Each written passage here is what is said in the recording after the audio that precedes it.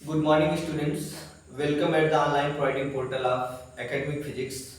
Myself, your mentor of physics, IIT JEE TGT PGT के प्यारे aspirant. आज हम लोग इलेक्ट्रोस्टैटिक्स का थर्ड लेक्चर देख रहे हैं और इस लेक्चर में जो हम लोग पढ़ने वाले हैं वो है क्वार्क्स एंड एंटी क्वार्क्स और formation of electron proton and neutron with the help of quarks and anti quarks. Quarks और एंटी क्वार्क्स क्या होता है, इस टॉपिक पर आज हम लोग देखने वाले हैं। तो पहली हेडिंग जो हम लोग पढ़ने वाले हैं, क्वार्क्स। What is quarks?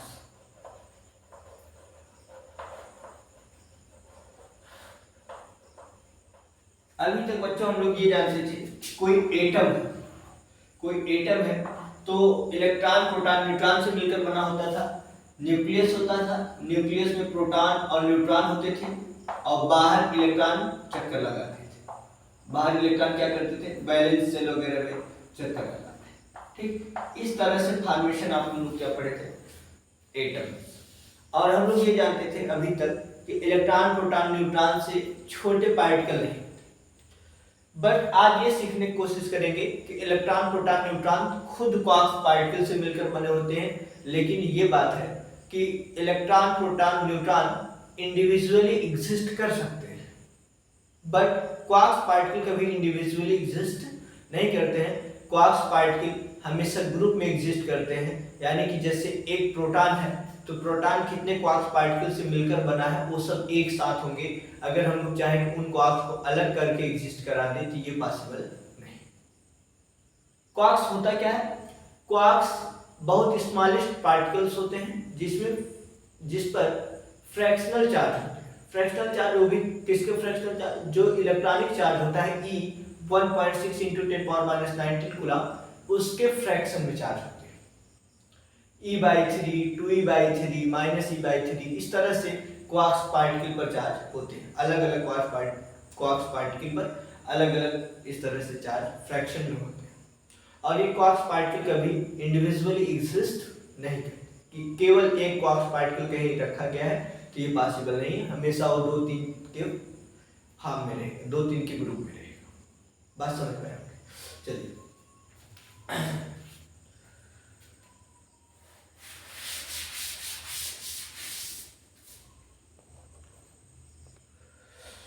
तो क्वार्क्स देखते हैं हम लोग।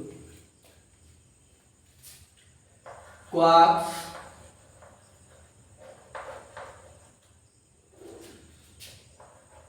आर फंडामेंटल पार्टिकल्स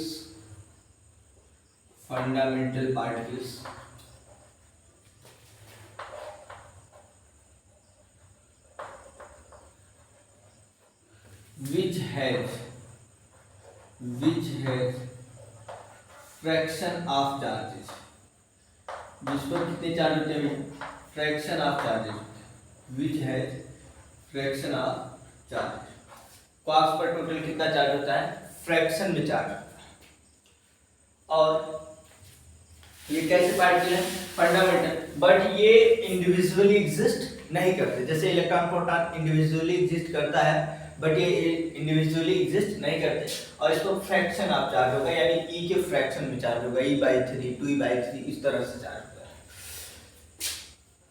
क्वार्क्स कितने टाइप के होते हैं भैया? क्वार्क्स कुल 6 टाइप के होते हैं। एक अब क्वार्क्स डाउन, स्ट्रेंज, चार्म और टॉप, बॉटम, इस तरह से क्वार्क्स है। तो 6 टाइप के क्वार्क्स हैं। There are 6 types of quarks. 6 types of quarks. Quarks कितने टाइप्स के हैं? 6 टाइप्स के। पहला जो क्वार्क्स है वो है अप क्वार्क, दूसरा डाउन और तीसरा स्ट्रेंज, चार्म, टॉप और बॉटम। तो इस तरह से कुछ है। नेम लिख लीजिए और इस पर चार्ज, नेम और एक पर कितना चार्ज होता है। अब क्वार्क्स, अब पर जो चार्ज होता है भैया +2e/3 चार्ज होता है, +2e/3। और डाउन क्वार्क्स, डाउन पर होता है -e/3 फ्रैक्शन में चार्ज होता है। और चार्ज पर +2e/3। स्ट्रेंज पर जो चार्ज होता है -e/3। और ये टॉप पर +2e/3। और बॉटम पर -e/3। बॉटम पर कितना चार्ज होता है -e/3। इस तरह से 6 क्वार्क्स होते हैं और प्रत्येक पर चार्ज इस तरह से है कि अप क्वार्क्स पर +2e/3, डाउन पर -e/3, चार्ज +2e/3, स्ट्रेंज पर -e/3 और टॉप पर +2e/3, बॉटम पर -e/3। और बच्चों प्रत्येक क्वार्क्स पार्टिकल के एक एंटी पार्टिकल्स होते हैं। प्रत्येक क्वार्क्स पार्टिकल का एक एंटी पार्टिकल्स होते हैं जिन्हें हम लोग क्या कहते हैं anti quarks.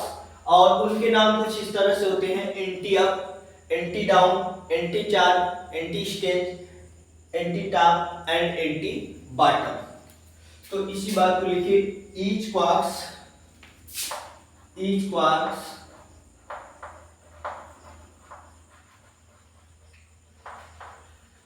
has antiparticles. Each quark has antiparticles known as antiquarks.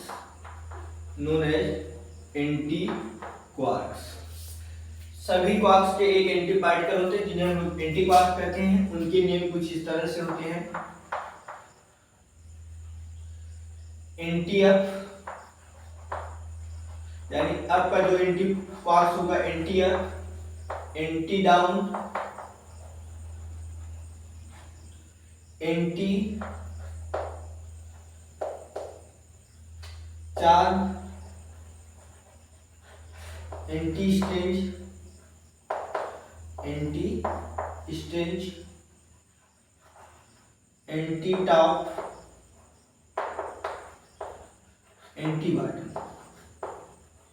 अच्छा, इनकी प्रॉपर्टी जस्ट क्वार्क्स से डिफरेंट रहेगी, अपोजिट रहेगी। कैसी रहेगी? अपोजिट रहेगी। और कुछ बच्चे ये सोचते हैं कि अप और टॉप में क्या डिफरेंस है, चार्ज भी सेम है, बट बेटा इनकी प्रॉपर्टी डिफर करती है। प्रॉपर्टी क्या करती है? डिफर करती है। Up quarks top quarks same नहीं है, down quarks bottom quarks same नहीं है। इनकी प्रॉपर्टी में क्या है? डिफरेंस है। भले चार्ज पर फ्रैक्शन में सेम है, बट इनकी प्रॉपर्टी में क्या है? डिफरेंस। नाउ अब हम लोग ये सीखने वाले हैं formation of electron, proton and neutron with the combination of quarks particles, यानी up down charge strange top bottom. ये कौन कौन से पार्टिकल से मिलकर प्रोटॉन, इलेक्ट्रॉन और न्यूट्रॉन का फॉर्मेशन होगा। ठीक,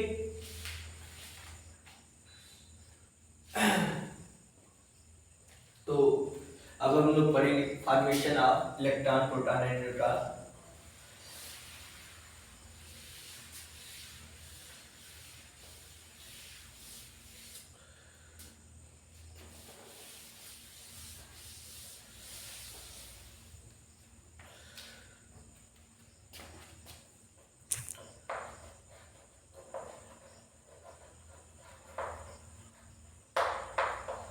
Formation of electron,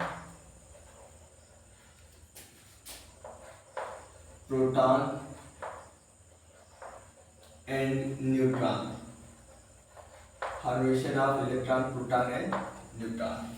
electron, proton और न्यूट्रॉन का फॉर्मेशन किस तरह से होता है? तो पहले इलेक्ट्रॉन का देख लीजिए।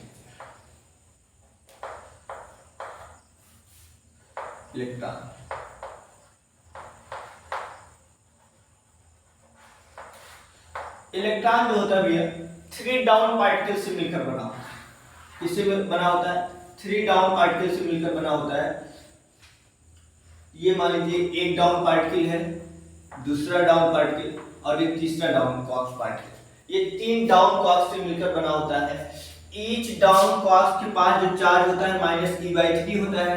तो टोटल चार्ज की हम लोग बात करें इलेक्ट्रॉन पर, तो EQ = -e/3 plus -e/3 plus -e/3, क्योंकि तीनों डाउन क्वार्क्स पर कितना चार्ज होते हैं -e/3। यहाँ से टोटल जो चार्ज आ जाएगा -3e/3 और फाइनली हम लोग को चार्ज मिलेगा, चार्ज ऑन इलेक्ट्रॉन -e, जो कि हम लोग जानते हैं एक इलेक्ट्रॉन पर कितना चार्ज होता है -e चार्ज होता है।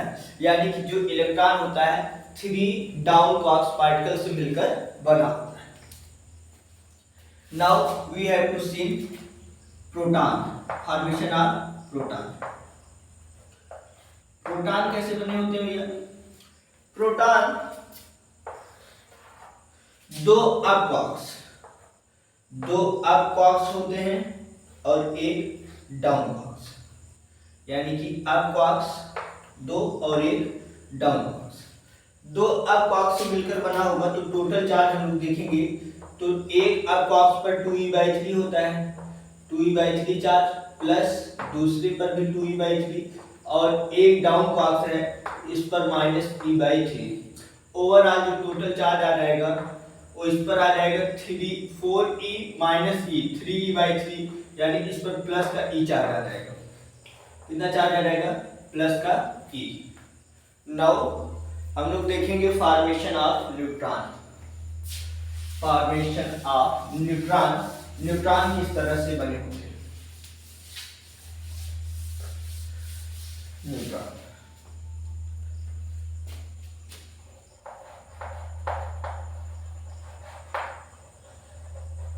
का फॉर्मेशन किस तरह से?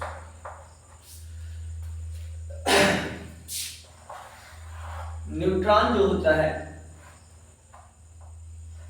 उसमें 2 डाउन पार्टिकल होते हैं और एक अप क्वार्क्स पार्टिकल होता है, जिससे उस पर जो नेट चार्ज आता है, डाउन पार्टिकल 2 है, इस पर -e/3, दूसरे पर भी -e/3 और जो अप पार्टिकल है उस पर 2e/3। तो टोटल चार्ज इस पर कितना पाता है? 0। तो ये कैसा पार्टिकल होता है? Neutral particle. कैसा पार्टिकल होता है? न्यूट्रल। यानी क्वार्क्स पार्टिकल जो ये न्यूट्रॉन जो होता है वो अप क्वार्क्स और 2 डाउन क्वार्क्स पार्टिकल से मिलकर बना होता है। इलेक्ट्रॉन 3 डाउन क्वार्क्स पार्टिकल से और proton 1 down 2 up quarks particle से मिलकर बना होता है, एंड न्यूट्रॉन 1 अप और 2 डाउन क्वार्क्स पार्टिकल से मिलकर बना होता है। अगली अब हेडिंग जो हम लोग देखने वाले हैं, जो बेसिक है, अभी हम लोग इलेक्ट्रोस्टैटिक्स का बेसिक देख रहे हैं, फिर उसके बाद बड़े बड़े प्रॉब्लम्स, बड़ी बड़ी कंडीशन थियरीज को हम लोग डील करेंगे। ठीक, अगली हेडिंग है charge density. Charge density,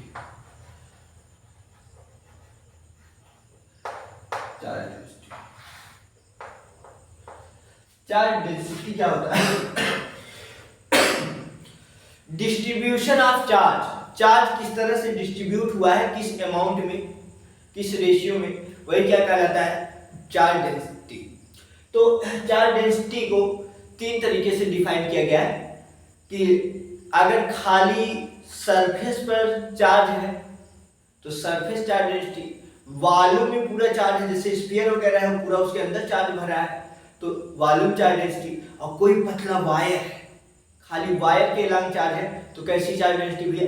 linear charge density. यानी डिस्ट्रीब्यूशन ऑफ चार्ज किस तरह से है उसी बेसिस पर चार्ज डेंसिटी को कितने भागों में बांटा गया है? 3 भागों में।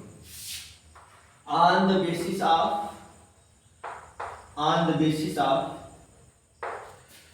डायमेंशन ऑफ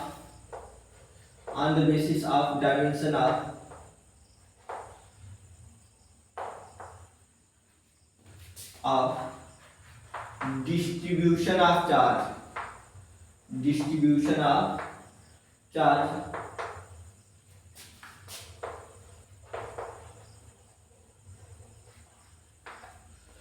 चार्ज डेंसिटी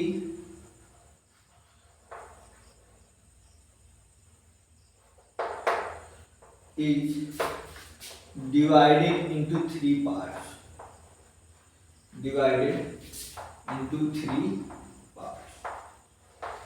तीन पार्टों में डिवाइड किया गया है और उनको अलग अलग डिफाइन किया गया है। Three part. पहली जैसे चार्ज डेंसिटी है लीनियर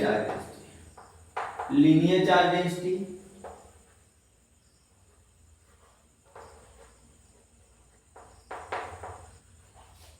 दूसरा surface charge density and last one volume charge density.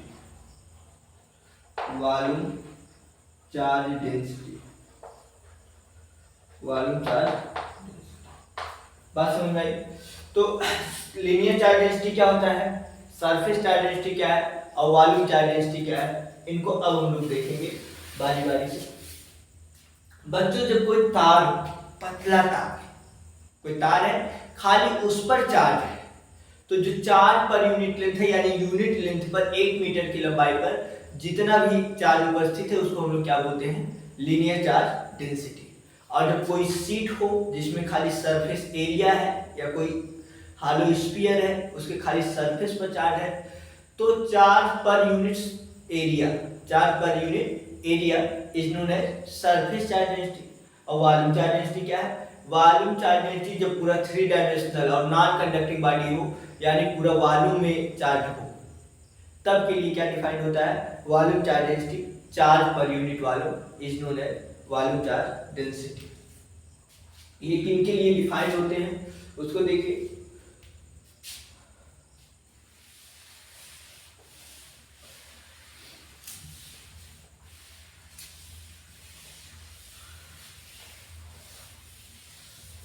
Definition लिखते हुए चलिए आगे देखा जाए। Linear charge density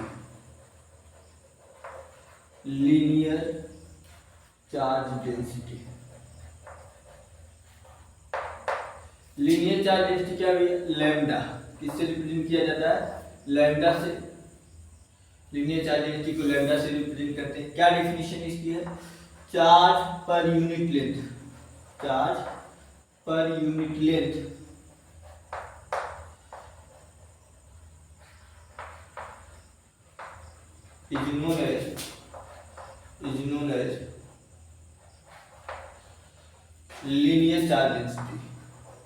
is known as linear charge density, unit length में उपस्थित जो चार्ज रहेगा उसको हम लोग क्या बोलेंगे, लीनियर चार्ज डेंसिटी बोलेंगे। या लीनियर चार्ज डेंसिटी को मैथमेटिकली हम लोग लिखना चाहे तो linear charge density is equal to charge by total charge by total length, या lambda is equal to Q by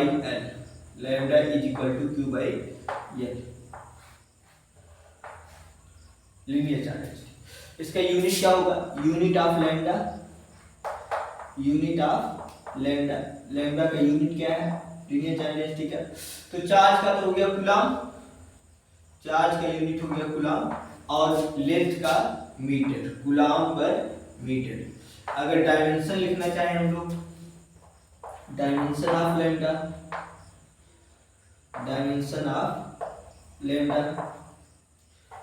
तो डायमेंशन क्या हो जाएगा, डायमेंशन कूलम का होता है 80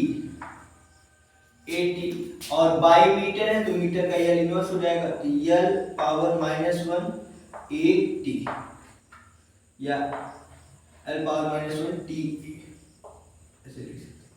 ये क्या हो गया, dimension of lambda. Surface charge density या लीनियर चार्ज डेंसिटी के फिगर को हम लोग सब देखना चाहें तो कोई ऐसे लाइन हो इस पर चार्ज डिस्ट्रीब्यूटेड है और टोटल चार्ज इस पर कितना है q, total length of the wire कितना है l, तो लीनियर चार्ज डेंसिटी कितनी होगी q by l। Surface charge density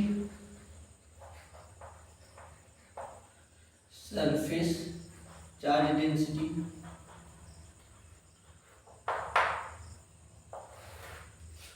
surface charge density.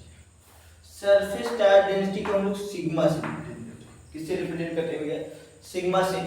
Surface charge density होता है sigma is equal to charge पर यूनिट एरिया।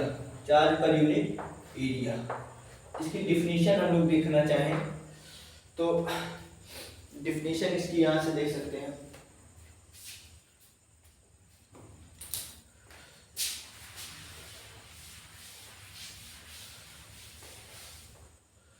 चार्ज पर यूनिट एरिया।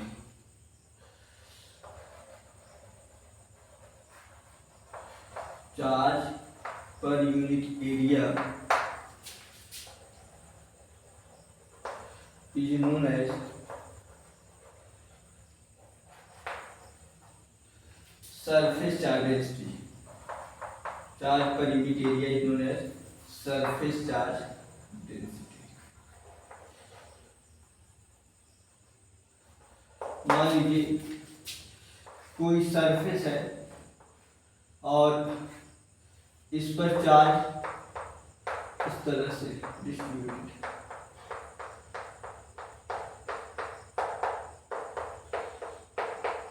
चार्ज डिस्ट्रीब्यूटेड है और टोटल चार्ज कितना है Q और total area of the surface कितना है A। तो जो सरफेस चार्ज डेंसिटी है यानी पूरा चार्ज किस पर डिस्ट्रीब्यूटेड है? सरफेस पर। तो सरफेस चार्ज डेंसिटी हो जाएगी sigma is equal to total charge Q by total area A। Total charge Q by total area. बात समझ में आई? चलिए समझ गए होंगे, ठीक। और यूनिट इसका भी यूनिट देख लीजिए। Unit of sigma. सिग्मा का यूनिट क्या है? Charge by area. तो चार्ज का होता है कूलम और एरिया का मीटर स्क्वायर। कूलम पर मीटर स्क्वायर। और डायमेंशन की बात करें, डायमेंशन ऑफ सिग्मा। तो डायमेंशन क्या हो जाएगा भैया? मीटर स्क्वायर का तो L पावर -2 हो गया, बाई में है, और कूलम का 1 into T। Last one volume charge density. Volume charge density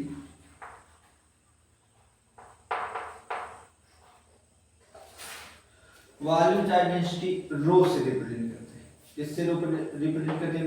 rho. ये क्या होता है? कोई 3 डायमेंशनल बॉडी है और नॉन कंडक्टिंग है, तभी चार्ज उसके पूरे वॉल्यूम में डिस्ट्रीब्यूटेड होता है। अगर कंडक्टिंग हो जाता है तो फिर कहां पर चार्ज आता है? स्फीयर, पूरा सरफेस पर आ जाता है। जो भी स्फीयर वगैरह रहेगा, जो भी 3 डायमेंशनल बॉडी रहेगी उसके खाली सरफेस पर, अंदर चार्ज नहीं आता। क्यों? क्योंकि कंडक्टिंग मीडियम में चार्ज मोशन कर सकता है और जब सेम टाइप का चार्ज रहेगा तो एक दूसरे को रिपेल करेगा, तो चार्ज सबसे दूर से दूर एकदम बाउंड्री वाले सरफेस पर आ जाएंगे, ठीक। तो इसीलिए कोई कंडक्टिंग और सॉलिड बॉडी है तो उसके पूरे वॉल्यूम में चार्ज नहीं होता, बल्कि कहाँ होता है? सरफेस पर। जब नॉन कंडक्टिंग और 3 डायमेंशनल बॉडी होती है तब कहाँ पर चार्ज होता है? उसके पूरे वॉल्यूम में होता है। उस कंडीशन में वॉल्यूम चार्ज डेंसिटी हम लोग फाइंड करते हैं। वॉल्यूम चार्ज डेंसिटी क्या होता है भैया? चार्ज पर यूनिट वॉल्यूम। चार्ज पर unit volume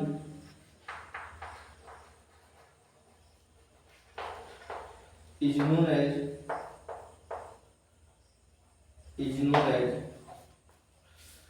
volume charge density।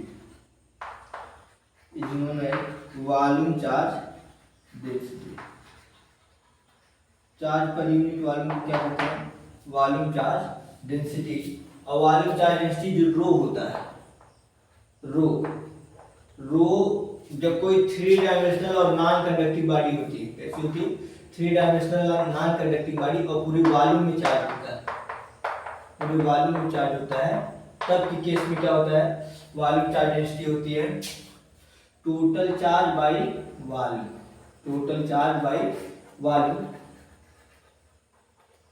या इसी बात को हम लोग लिख सकते हैं rho is equal to Q by V। Rho is equal to Q by V, total charge by rho is equal to Q by. बाकी इसका यूनिट क्या होगा, इसका यूनिट हो जाएगा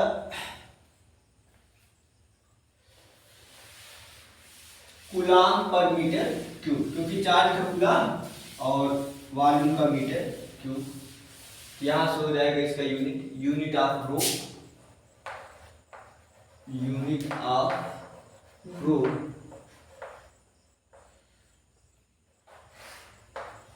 कूलाम पर metre cube. Dimension of rho क्या होगा भैया, डायमेंशन ऑफ रो, डायमेंशन हो जाएगा L पावर -3 AT, ये हो गया डायमेंशन ऑफ रो। अच्छा, किस टाइप के बॉडी में लीनियर चार्ज डेंसिटी होगा, किसमें सरफेस चार्ज डेंसिटी होगा और किसमें वॉल्यूम चार्ज डेंसिटी होगा, इसको हम लोग देखेंगे। तो एक ग्राफ के माध्यम से हम देख लेते हैं, सॉरी एक पैटर्न के हिसाब से देख लेते हैं, चार्ट के हिसाब से। कि मान लीजिए ये कोई वन डायमेंशनल बॉडी है, वन डायमेंशनल अगर बॉडी है, 1D है, वन डायमेंशनल है, तब तो खाली क्या होगा, लीनियर चार्ज डेंसिटी, क्या होगा, लीनियर चार्ज डेंसिटी, चाहे वो कंडक्टिंग रहे चाहे नॉन कंडक्टिंग रहे।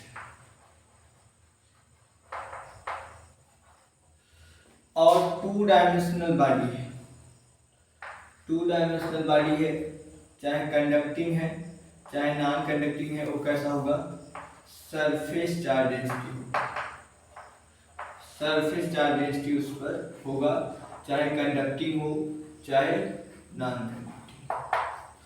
और अगर थ्री डायमेंशनल बॉडी है, कैसी बॉडी है, थ्री डायमेंशनल, तो फिर उसके लिए हम लोग को चेक करना पड़ेगा कि वो कंडक्टिंग है या नॉन कंडक्टिंग। अगर कंडक्टिंग बॉडी है थ्री डायमेंशन की, कंडक्टिंग, तब तो फिर सरफेस चार्ज डेंसिटी, उस पर भी क्या रहेगा, सरफेस पर ही चार्ज रहेगा, सरफेस चार्ज डेंसिटी ही कैलकुलेट कर पाएंगे हम लोग, ठीक। और अगर नॉन कंडक्टिंग बॉडी रही, कैसी बॉडी रही, नॉन कंडक्टिंग, उस पर तब इस एक कंडीशन में क्या होगा, वॉल्यूम चार्ज डेंसिटी होगा, इस कंडीशन में क्या होगा, वॉल्यूम चार्ज डेंसिटी हो पाएगा, ठीक। यानी कुल मिलाजुला के हम लोग क्या पढ़े, क्वार्क्स क्या होते हैं, एंटी क्वार्क्स क्या होते हैं, चार्ज डेंसिटी क्या होती है, इन सब कॉन्सेप्ट को हम लोग देखें। नाउ अब हम लोग देखेंगे कूलॉम्स लॉ। क्या देखने वाले हैं, कूलॉम्स लॉ।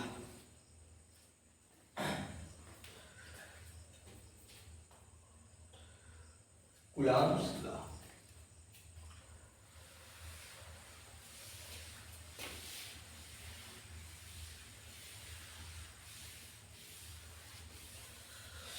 और इसके पहले एक स्टार पॉइंट बनाकर नोट कर लीजिए बात को। जिस तरह से हम लोग वेट को या मास को मेजर करने के लिए स्प्रिंग बैलेंस या वेइंग मशीन का यूज करते हैं, उस तरह से कहीं पर चार्ज उपस्थित है या चार्ज का अमाउंट कितना है, उसको मेजर करने के लिए हम लोग एक डिवाइस का यूज करते हैं जिसका नाम होता है इलेक्ट्रोस्कोप। क्या नाम होता है भैया, इलेक्ट्रोस्कोप, ठीक। तो इसको स्टार पॉइंट बना कर लिख लीजिए। The device used for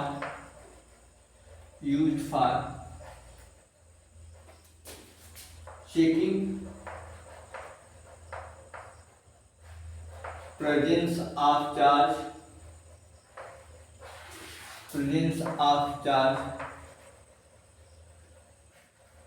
and magnitude of charge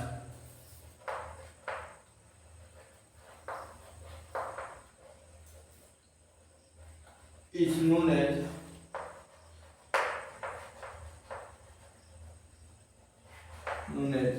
electroscope.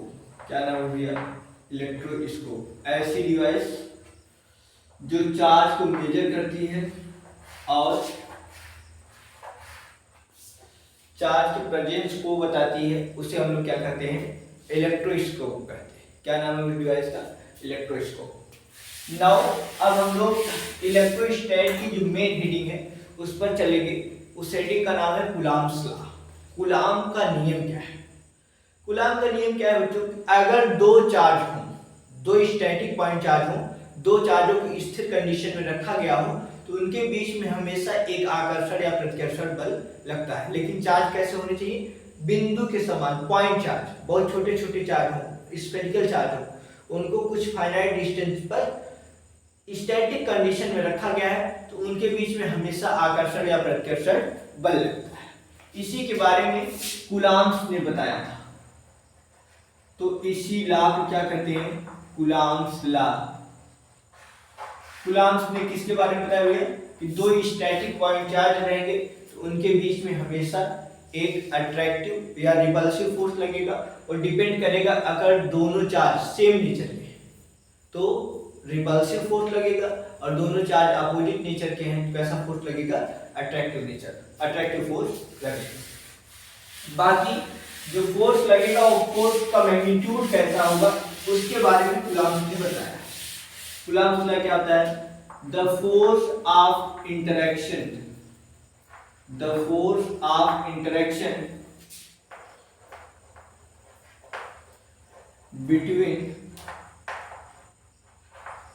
between two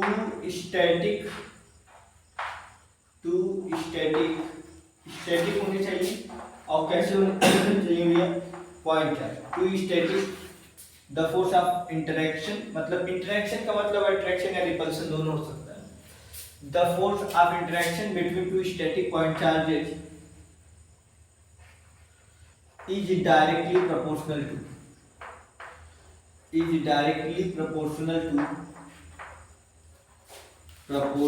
to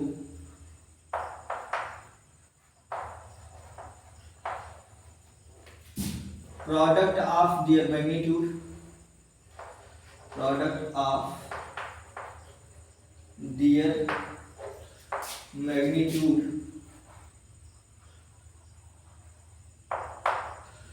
and inversely proportional to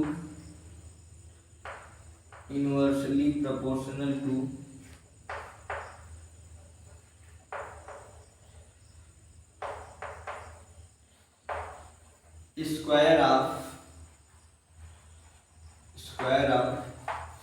distance between them,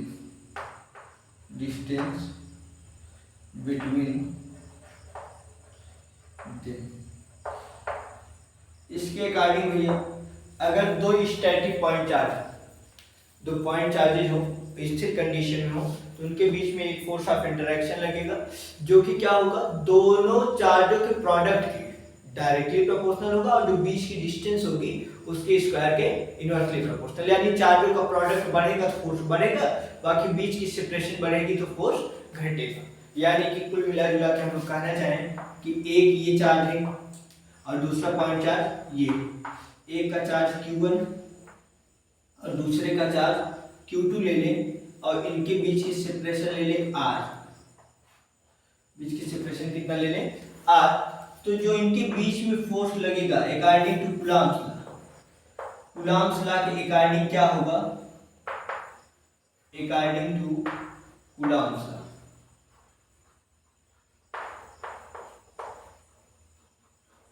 coulombs law के अकॉर्डिंग होगा कि जो इनके बीच में फोर्स लगेगा वो डायरेक्टली प्रोपोर्शनल होगा दोनों चार्जों के प्रोडक्ट के। F is directly proportional to Q1 Q2। इसे इक्वेशन नंबर फर्स्ट, ठीक। और दूसरी बात बोली गई है कि जो फोर्स है वो डायरेक्टली प्रोपोर्शनल टू 1/r² या इनवर्सली प्रोपोर्शनल टू r²।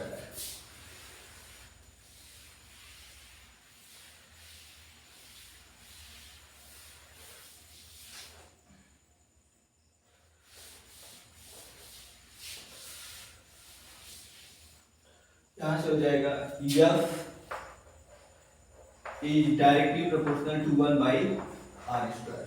दूसरी बात में क्या बोला गया है कूलम्ब्स लॉ में कि दोनों चार्जों का प्रोडक्ट के डायरेक्टली प्रोपोर्शनल और बीच की सेपरेशन के इनवर्सली प्रोपोर्शनल। दोनों इक्वेशन को मिला दिया जाए ऑन इंटरमिंगलिंग इक्वेशन दोनों को मिला दीजिए। इंटरमिंगलिंग का मतलब मिलाना, स्टार्ट कराना। On intermingling equation first and second we get क्या मिलेगा भैया, F is directly proportional to Q1 Q2 by R square। F is directly proportional to Q1 Q2 by R square। या प्रोपोर्शनलिटी साइन हटाएंगे, एक भारी भरकम proportionality constant लगाते हैं 1/4 पाई एप्सिलॉन 0 के 1/4 पाई एप्सिलॉन 0 के Q1 Q2 by R square। Q1 Q2 by R square।